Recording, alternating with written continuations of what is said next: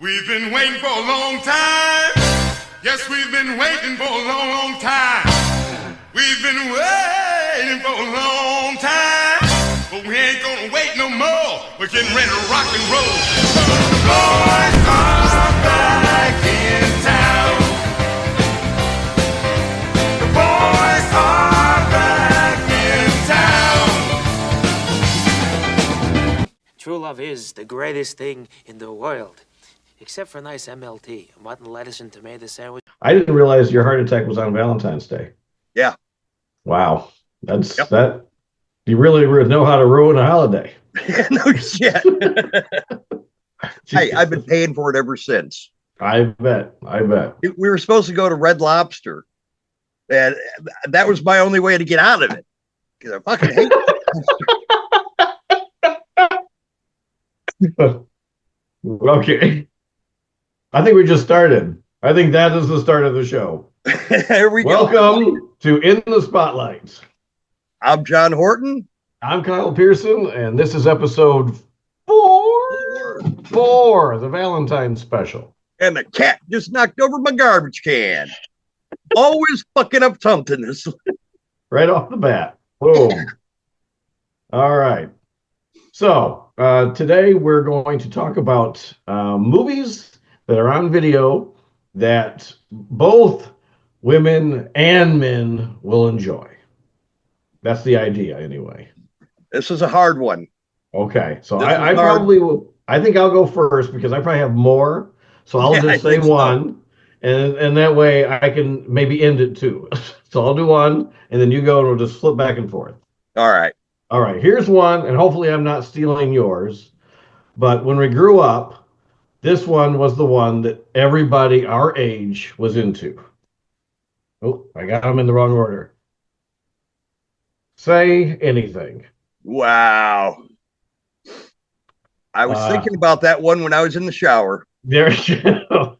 You've got John Cusack, you got Ione Skye.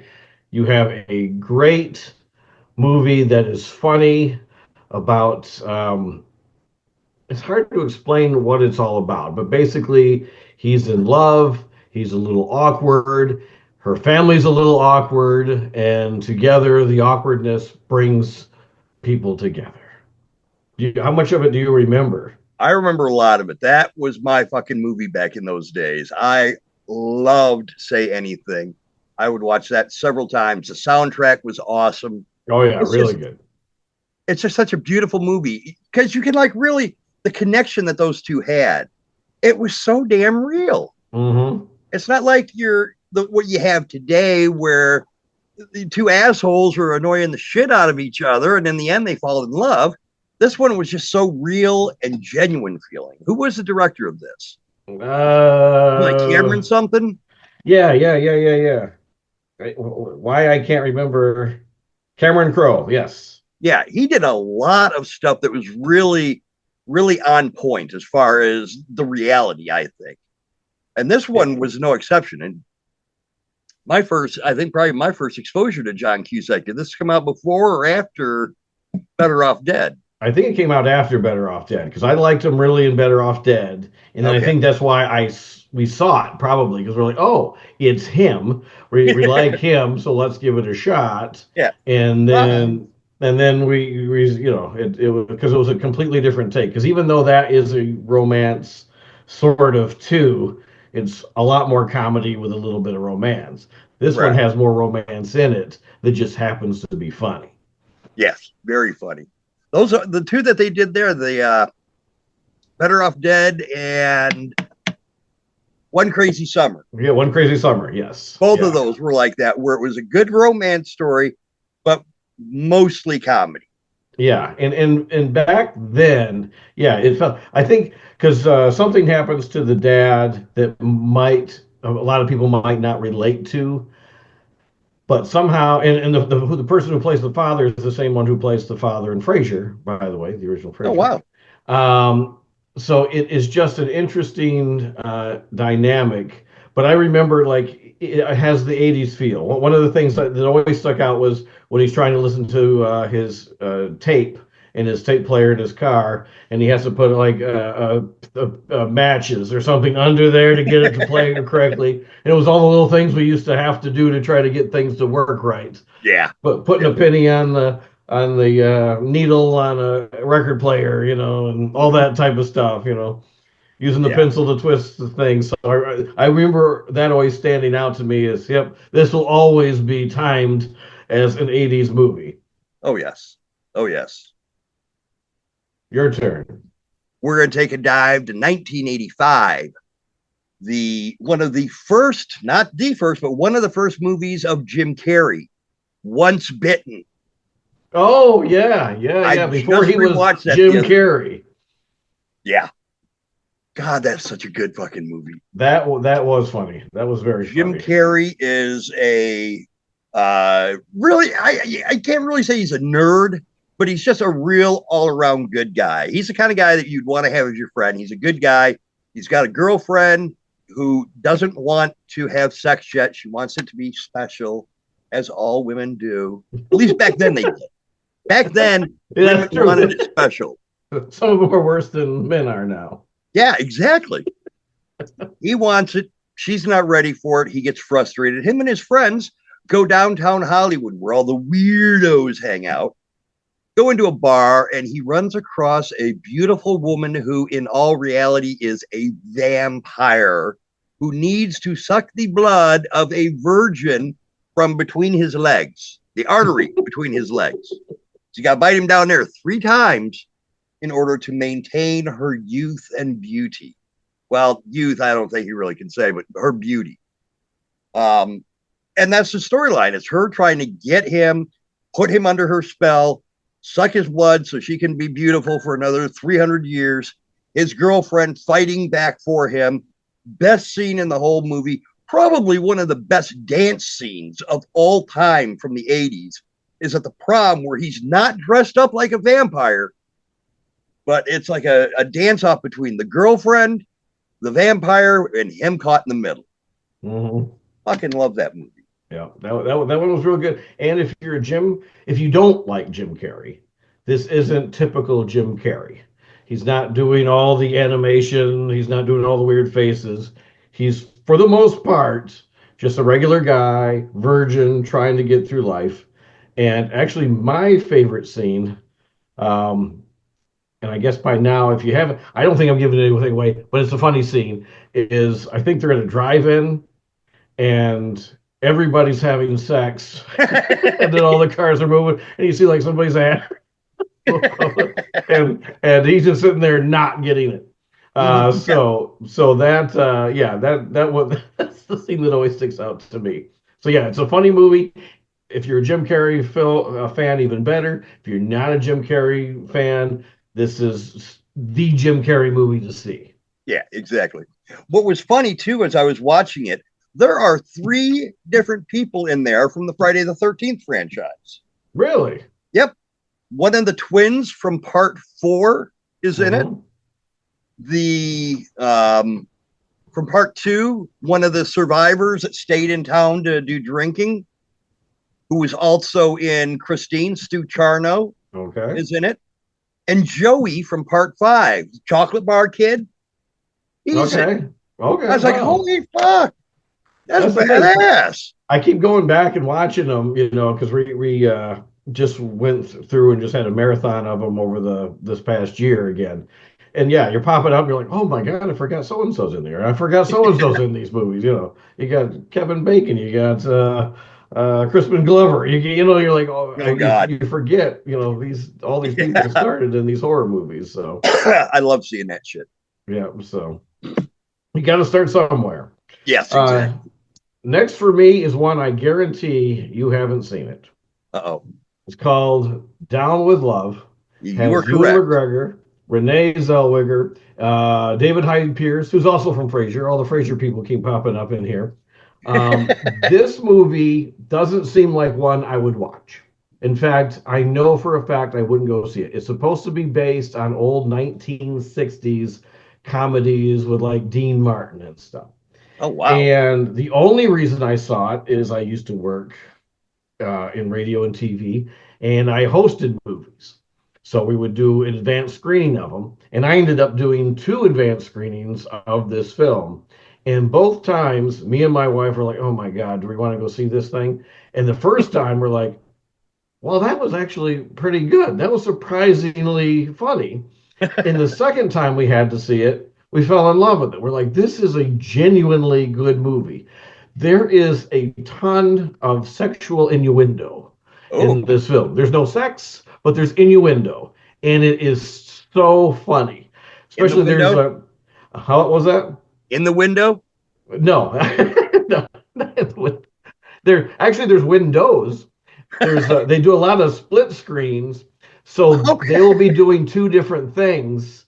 But when they put the screens together, it looks like they're having sex with each other, and it is just a really funny movie. And the premise is that this woman is trying to get back at somebody, and there's this relationship brewing, and you never know for sure exactly who's who or what's going on. But as you go through this, different layers are revealed, and it just gets more chaotic, but again, funny because you're like, they realize how silly the premise is. So they do a scene where they're kind of explaining it, and the scene itself is so funny because you're like, what in the hell? What's going on here? It's just a really good, funny film that happens to be a love story. And again, it's set in the 60s, and it's very colorful like the 60s.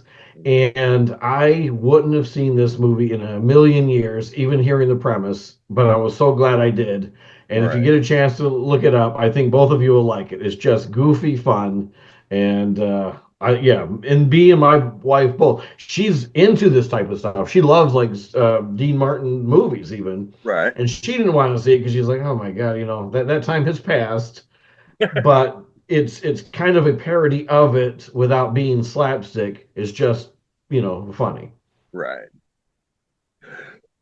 All right. Your So turn. you said that you wanted to do a Valentine's Day episode because it's coming up. I specifically watched this movie. I specifically struggled to get it finished before tonight. Okay. In fact, I finished it up 5 minutes before I started talking to you online. Okay. So I had to finish this damn movie. It's brand new. It is Will Ferrell. It is Reese Witherspoon. Okay, yep, I just saw that. Cordially invited. Yes, I saw that. Premise of the movie: Will Ferrell is a widower, and his daughter is going to get married. He wants to have her wedding. She wants to have her wedding where her father and mother got married. Mm-hmm. Reese Witherspoon has a sister that is everything to her. Her sister, her friend, her parents, her everything. She's going to get married. She wants her to be married at the place where she would go as a child, and they had such great memories. They double book the wedding. So now it's a combat of sorts where I'm doing this a lot. I don't know what. I'm doing it right now. It's contagious. It's both of these two trying to share the wedding venue without getting on each other's nerve and killing each other or destroying the weddings. It's not really something that I would have picked out for myself, much like the one that you just did, so this is appropriate. I'm just not much into romantic comedies, and this just sounded so cookie cutter, where the parents are trying to do something for the kids, and the parents hate each other, yada, yada. In fact, the first 10 minutes of the movie, I was ready to say, I'm done. I can't do it. I can't watch this movie. The only reason I went back to it is because I couldn't find anything else to watch that I could finish in time.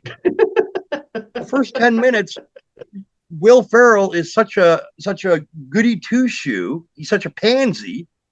The first 10 minutes, Reese Witherspoon is such a bitch. I'm just like, I don't like anybody in this movie. The kid and Will Ferrell, their dynamic is just goofier than shit, where they're singing songs to each other. Hey, daddy. Hey, baby. I'm like, this is horrible, but I got to. And I ended up liking it. In the end, I ended up liking it.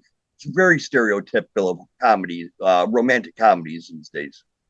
Very stereotypical. Disaster all the way up until the heartbreaking cry scene, the sentimental scene, and then you've got the big resolve where everybody lives happily ever after again. Yeah. But I like it. I wish I could review it, but I fell asleep 3 times during the film. And that's the problem I'm having lately. I'm so tired, and all these movies are coming out on TV, and I just get relaxed, and I'm sitting there, I'm like, okay, I'm gonna make it through. I like these two people. Even Will Ferrell, because Will Ferrell is one of those guys where he can either make something that's absolutely crushes it, or it can be insanely horrible. Yeah. And I'm like, please, and this was probably middle of the road. Wasn't absolutely hysterical, but it wasn't bad. It just was slow, like you're saying in the beginning, and I fell asleep. And then I woke up and I didn't know where I was. So I fell asleep. And then I woke up. Now, my wife said it was pretty good. She said, I think I would like it. So I was going to go back and rewatch it. But I think that's the thing. I think it starts off too slow. And I just gotten home from work, and it was a long week, and I wasn't in the right mood for it. Right. I would like to go back and see it. One I wasn't going to talk about, but Sweet Home Alabama was a rom-com with Reese Witherspoon that is actually, and I should have brought that one up here. It's so good. It is really funny. Is another one's got a great soundtrack. Or this theme song alone, Sweet Home Alabama. But yeah, so I really like her. She was also in one of the This Means War, I believe, with Chris Pine. That was very good. So yeah, I need to go back and try it again. But like you're saying, for anybody watching, the beginning is a bit rough. Yeah. So if you can get past that point, if you can make him like it, that's a good sign. So exactly. Yeah. So maybe give it a shot. I never once busted out laughing. There was only like one scene that I did a extended chuckle, but it's still, I enjoyed it. It was worth watching. And the thing I realized when I was watching it, I like Reese Witherspoon, but son of a bitch, I can't think of anything she's been in. Yeah, no, yeah, watch those. This Means War. That's really, really good. And Sweet Home Alabama. Those are two that I think you'd like. And the other one's also an action movie. So This Means War. So it's an action comedy. Oh, okay. Yeah, kind of like, actually, I just got out of seeing Love Hurts with Ke Quan, who was Short Round, and Indiana Jones, who's making his big comeback. Yeah. And there was nobody in the theater because everybody else, every other man on the planet is watching the Super Bowl right now. We're recording this. Yes, exactly. But, and again, that's another one. It starts off slow. And I'm like, okay, if it wasn't for him being in it, because he's such a nice guy and I want to support him, especially since he's coming back. Yeah. But then it takes off and it's kind of a sillier version of Nobody. A guy that can kick a lot of butt, but is trying not to anymore. And then he has to go back and kick butt. Where that one was more serious, but had funny, tones to it. This one is just silly that's got action to it. So I prefer Nobody, but it's nice to see Ke Quan, so I want everybody to go see it anyway. What the heck? I just had McAfee pop up a thing on here. I hope that damn thing don't show up. What was I going to say? No, I don't see it, so you're fine. All right, good. Nothing goes smooth. But if that's most of the worries, that's fine. My cat's I think you're good over here now. Finally. Do you want to go again? Yeah, I'm actually going to bring up one that I don't remember shit about, but because those are the best ones. We're here to help the audience, but we can't remember the shit about it. Okay, go for it. My wife loves this movie. It's probably her favorite. She's like me. She doesn't really do romantic comedies because every single one of them has that sad moment where it just makes you want to cry before the big happy resolution. She's not into that stuff because she's very emotional and she's she's very much a sweetheart. Love Potion number 9 is the one that That she I likes. don't think I've ever even seen. I remember it coming out, but I don't think I saw it. She said we watched it. She had me watch it one time, and it was good. It's got something to do with a potion that makes people fall in love. That's all I got for you. So check it out. Okay, here's one I'm assuming you've seen: Princess Bride. Long, long time ago. Wow. Long, and again, by the title, doesn't seem like something we'd watch. But I don't know anybody who's seen this film who hasn't liked it. Exactly. As You Wish, Rob Reiner film. It's got everybody, Carrie Elways from Saw, Billy Crystal. I mean, it's got a huge cast in it. Yeah. Mandy Patinkin's in this. Um, and it's a swashbuckling story of castles and princesses and sword fights, and it's a goofy. It's not Monty Python,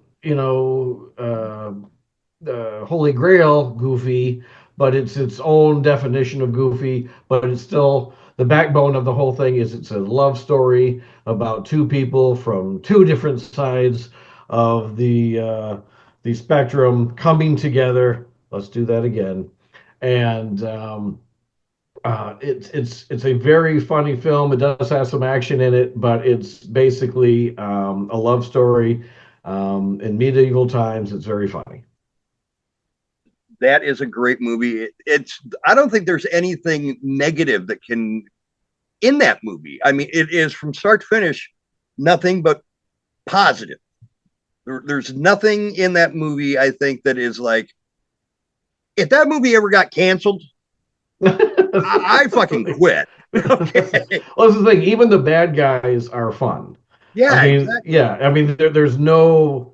Yeah, you're right. It's just a very well done, sweet movie that's being told. And it's Fred Savage is in here, and it's just it's just a nice comfortable movie that seems to have survived the test of time. They still show it in theaters every couple of years. They'll do an anniversary Yep. special or something for it. Well, So you remember during the pandemic where everyone was locked in, all these Hollywood people did a reenactment of it. They all did clips like this, reenacting the movie, and they got it all chopped together. I mean, it's not the full movie, but that was funny shit. I didn't see that. I hadn't even heard of that. Really? No, how did I miss that? I knew Josh Gad was bringing people together for reunions where he'd interview the people from Back Yeah. to the Future and all that, which was phenomenal. If you haven't seen them, check them out on YouTube.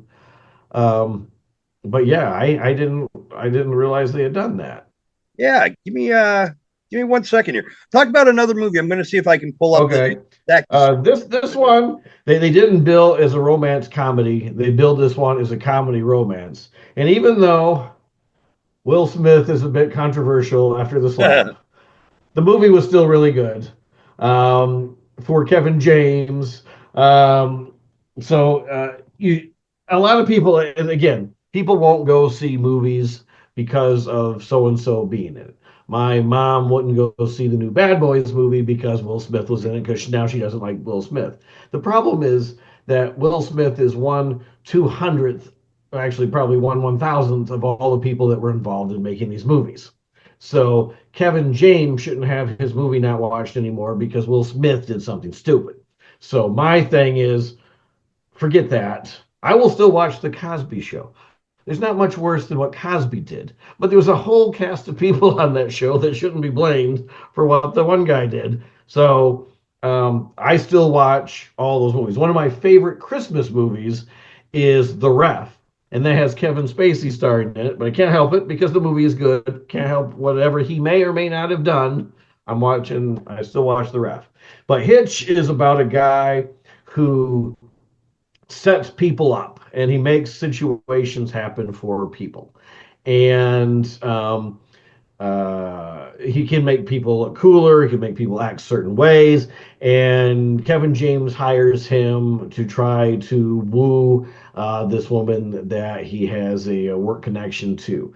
And during the time that he's trying to teach him how to act certain ways, you also realize that Hitch himself, the Will Smith character, has his own problems and doesn't necessarily know for sure how to do all these things. He may have had some success in his past, but he doesn't have success in his own present. So, but it's a very funny movie, and it was the movie that made me really like Kevin James, along with King of Queens. So, if you're a fan of Kevin James, check this movie out. Or if you'd like a romance movie that is not your typical romance film about two people falling in love and coming apart and bringing back together, this is not like that. This is a guy just trying to learn what it should be like to pick up women, and it may or may not work. I have no problem with Will Smith. I think what he did was messed up, but I will watch a Will Smith movie. Yeah. I have no problem there. My wife, on the other hand, forget about it. I've never seen Hitch. Never looked that good to me. It's really good. I think you'd like it. I think you would. I'll have to try it. I think of these movies, that might be the one you like the best, but I don't think your wife will watch it, so you're probably not going to see it. I will probably have to watch that on a day off where she's at work if I do. There you go. If I decide. And even if I do that, she'll probably still come home and go, "Did you watch Will Smith?" You'll have to close the laptop real quick. It's like, what are you watching? No. Oh my God, I thought it was porn. You're watching Will Smith, you horrible man. Yeah. We're getting divorced. Yeah, that's right. All right, I'm going to throw one more in there. I'm going to have to do a little bit more research on that Princess Bride celebrity, and I'll send you the link. I'll even post it on here. Okay. But I'm going to do one more because we're running out of time. Believe it or not. Okay. Instead, wow, that was quick. Okay. We don't have to go the full time, and here we are. Yep, here we go again. I don't know how much. I like this movie a lot. I thought it was really fun. I don't know how much women are going to agree with me on this. If you're a female watching this video, please tell me in the comments. Tell me and Kyle in the comments if you think this is a good rom-com. No hard feelings. Oh, yeah. I like that. That was because of the nude scene. No, that was a very funny film. And my wife, I think the scene that she laughed the hardest in was the nude scene.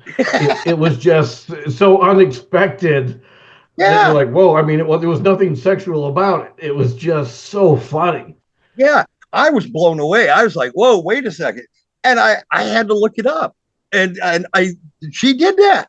That was a double. I'm like, wait a minute, isn't this the Hunger Games girl? Yeah. Well, sweetheart from Hunger Games. Have you seen Red Sparrow?